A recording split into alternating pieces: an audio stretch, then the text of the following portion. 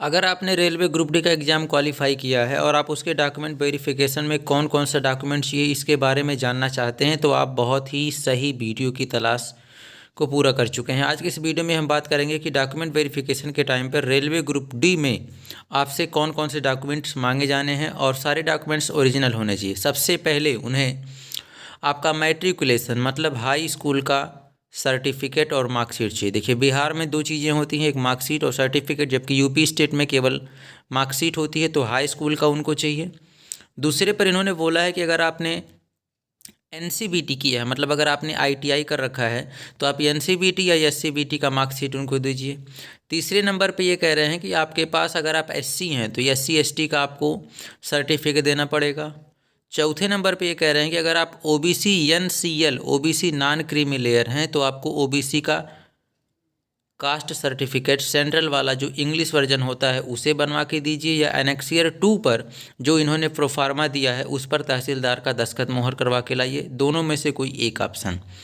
पांचवा, अगर आप नॉन क्रीमी लेयर हैं तो आपको एनेक्सियर 2A डाउनलोड करके उसका डिक्लेरेशन फॉर्म भर के देना पड़ेगा। ये सभी के लिए, जो भी ओबीसी बिलोंग करते हैं उन्हें एनेक्सियर 2A डाउनलोड करके एक डिक्लेरेशन फॉर्म देना पड़ेगा। उसके बाद आपको, अगर आप ईडब्ल्यूएस हैं तो आपको इनकम और असेस्ट सर्टिफिकेट मतलब ईडब्ल्यूएस का सर्टिफिकेट तो देना ही देना है, उसके साथ इनकम सर्टिफिकेट भी देना पड़ेगा। और जिन्होंने 500 फीस ना कटाकर 250 फीस कटाया है उन्हें इनकम सर्टिफिकेट देना पड़ेगा। एनेक्सियर 3A जो प्रोफार्मा है उस पर ईबीसी सर्टिफिकेट बनवा के देना पड़ेगा। 8वें नंबर पर अगर आप माइनरी कम्युनिटी डिक्लेरेशन आपको देना पड़ेगा, जिसमें non judicial stamp paper annex 4 मतलब एनेक्सियर 4 आप डाउनलोड करिए, उसको भरिए और नॉन जुडिशियल स्टाम्प पर उसको प्रमाणित करवाइए। वकील से, एडवोकेट से उसे प्रमाणित करवाना पड़ेगा। और आगे अगर आप एक्स सर्विस मैन है तो आपको वहाँ से एनओसी देना पड़ेगा। एक्स सर्विस मैन है तो आपको एनओसी देना पड़ेगा और साथ ही सेल्फ डिक्लेरेशन फॉर्म भी देना पड़ेगा।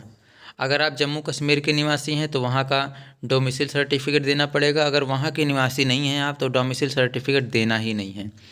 उसके बाद अगर आप विधवा हैं तो आपको एक डेथ सर्टिफिकेट देना पड़ेगा या फिर एफिडेविट देना पड़ेगा।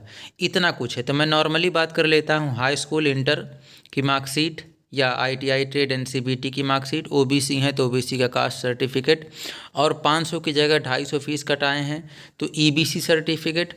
अगर माइनॉरिटी कैंडिडेट हैं जिन्होंने 250 फीस कटाया है उनको भी नॉन जुडिशियल स्टाम्प पर एडवोकेट से प्रमाणित करवा के लेके जाना पड़ेगा। और अगर एससी एसटी हैं तो आपको ये सारे डॉक्यूमेंट्स के साथ अपना एससी एसटी का सर्टिफिकेट ले जाना पड़ेगा।